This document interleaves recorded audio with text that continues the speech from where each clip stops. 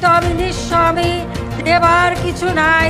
শেখ হাসিনাকে সবাই ঘৃণা করলেও কেন কেউ তার স্বামীকে ঘৃণা করে না? কেন শেখ হাসিনা কখনো তার স্বামীর নাম খুব একটা মুখে আনেন না? কেন শেখ হাসিনা ক্ষমতার কেন্দ্রবিন্দুতে থেকেও তার স্বামী সারা জীবন লোকচক্ষুর আড়ালে থেকে গেলেন? রাজনীতিতে শেখ পরিবারের দাপট যতটা দেখা গেছে, ঠিক ততটাই নীরব নিবৃত্তচারী ছিলেন doctor M A Wazed Miah. একজন পরমাণু বিজ্ঞানী হিসেবে তার আন্তর্জাতিক খ্যাতি থাকলেও দেশের মানুষের কাছে তিনি মূলত শেখ হাসিনার স্বামী হিসেবেই পরিচিত। তবে মজার বিষয় হলো, স্ত্রীর তুমুল সমালোচনা বা বিতর্কিত কর্মকাণ্ডের কোনো আচর এই ভদ্রলোকের গায়ে তেমন একটা লাগেনি, বরং রাজনৈতিক কোলাহলের বাইরে তিনি ছিলেন এক অন্য মানুষ। রংপুরের পীরগঞ্জের ফতেপুর গ্রামের এক সাধারণ পরিবারে ১৯৪২ সালে জন্ম নেওয়া শিশুটি যে একদিন বাংলাদেশের ইতিহাসের অন্যতম সাক্ষী হবে তা কে জানত? বাবা মায়ের দেওয়া নাম এম এ ওয়াজেদ মিয়া হলেও এলাকায় তিনি পরিচিত ছিলেন সুধা মিয়া নামে। ছোটবেলা থেকেই সুধা মিয়া ছিলেন অত্যন্ত মেধাবী। রংপুর জেলা স্কুল থেকে যখন মেট্রিক পাশ করেন তখন তিনি ডিস্টিংশন সহ প্রথম বিভাগ পেয়েছিলেন। এরপর রাজশাহী কলেজ হয়ে ঢাকা বিশ্ববিদ্যালয়, বিষয় ছিল পদার্থবিজ্ঞান। ফজলুল হক হলের ছাত্রাবস্থায় তিনি ছাত্র রাজনীতির সঙ্গে জড়িয়ে পড়েন, নির্বাচিত হন সহসভাপতি। তবে রাজনীতির মাঠ তাকে বিজ্ঞানী হওয়া থেকে আটকাতে পারেনি। পড়াশোনার পাঠ চুকিয়ে তিনি পাড়ি জমান লন্ডনে। সেখান থেকে ডক্টরেট ডিগ্রি নিয়ে যখন দেশে ফিরেন তখন ক্যালেন্ডারের পাতায় ১৯৬৭ সাল। দেশে ফেরার পরই শুরু হলো বিয়ের কথাবার্তা।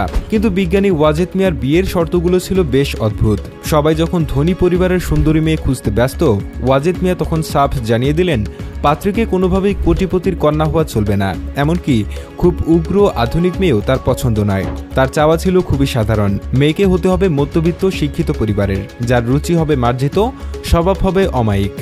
এমন অদ্ভুত শর্ত শুনে ঘটক বা আত্মীয় স্বজনরা বেশ বিপাকেই পড়েছিলেন। মনের মতো পাত্রী যেন কিছুতেই পাওয়া যাচ্ছিল না।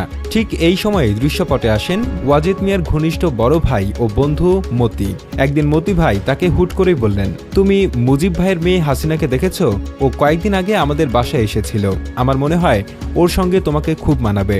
কথাটা শুনে ওয়াজেদ মিয়া রীতিমতো আকাশ থেকে পড়লেন, কারণ ছাত্রজীবনের রাজনীতি করার সুবাদে তিনি শেখ মুজিবুর রহমানকে মুজিব ভাই বলে সম্বোধন করতেন। কিন্তু যাকে ভাই বলে ডাকেন তার মেয়েকে বিয়ে করা, এটা কিভাবে সম্ভব? তিনি তার সংকোচের কথা মতি ভাইকে জানালেন। উত্তরে মতি ভাই হেসে বললেন, আরে ওটা তো রাজনৈতিক সম্পর্ক, তাছাড়া আওয়ামী লীগের সবাই তাকে ভাই বলেই ডাকে। বন্ধুর কথায় সাহস পেলেন ওয়াজেদ মিয়া। এরপর মতি ভাইয়ের বাসাতেই প্রথম দেখা হলো শেখ হাসিনার সাথে। শেখ হাসিনা তখন ইডেন কলেজের ছাত্রী, আর বাবা শেখ মুজিব তখন জেলে বন্দী। পরিবারের অনেকেই সেদিন উপস্থিত ছিলেন। লাজুক ওয়াজেদ মিয়ার মুখ দিয়ে প্রথম যে কথাটি বের হয়েছিল তা হলো, তুমি হাসিনা না? এটাই ছিল তাদের প্রথম কথোপকথন। এরপর পারিবারিকভাবে বিয়ের সিদ্ধান্ত নেওয়া হলো। কিন্তু বিয়ের আসরে ঘটল আরেক ঘটনা। আংটি বদলের সময় দেখা গেল কনে শেখ হাসিনার আঙুলের মাপের চেয়ে আংটিটা ছোট হয়ে গেছে। ওয়াজেদ মিয়া পরে খেয়াল করেছিলেন সেই ছোট আংটি আর শেখ হাসিনা কখনো পরেননি। ২৫,০০০ টাকা দেনমোহরে সম্পন্ন হলো সেই ঐতিহাসিক বিয়ে। বিয়ের পর নতুন জামাই হিসেবে ওয়াজেদ মিয়া গেলেন জেলখানায় শ্বশুর মশাইয়ের সাথে দেখা করতে। শেখ মুজিব তার বিজ্ঞানী জামাইকে বুকে জড়িয়ে ধরেন।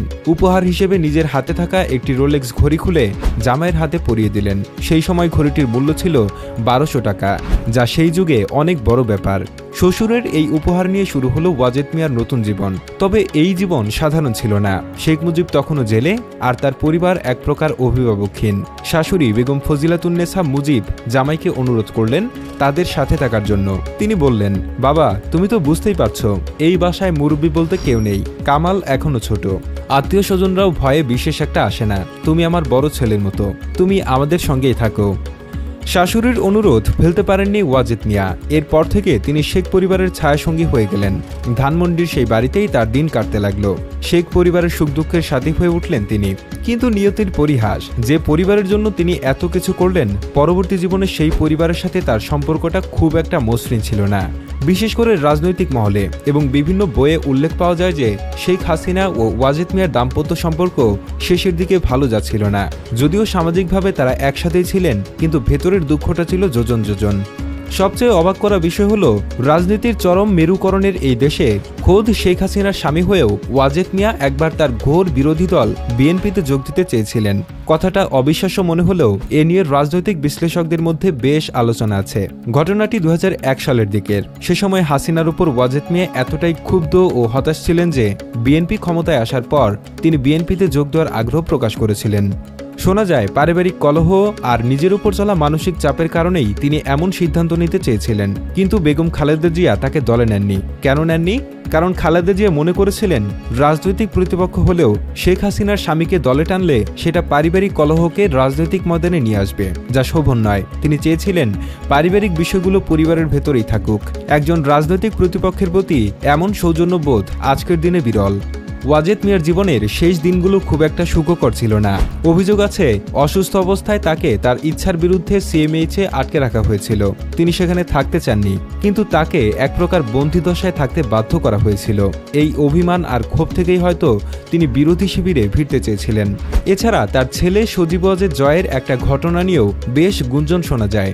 90-এর দশকের শুরুতে মহাখালী এলাকায় জয়ের গাড়ির ধাক্কায় এক দুর্ঘটনা ঘটেছিল। সেই ঘটনাটি ধামাচাপা দেওয়া হয়, কিন্তু ওয়াজেদ মিয়া বিষয়টি জানতেন। পিতা হিসেবে ছেলের এমন বেপরোয়া আচরণ এবং তার দায়মুক্তি তাকে হয়তো ব্যথিত করেছিল।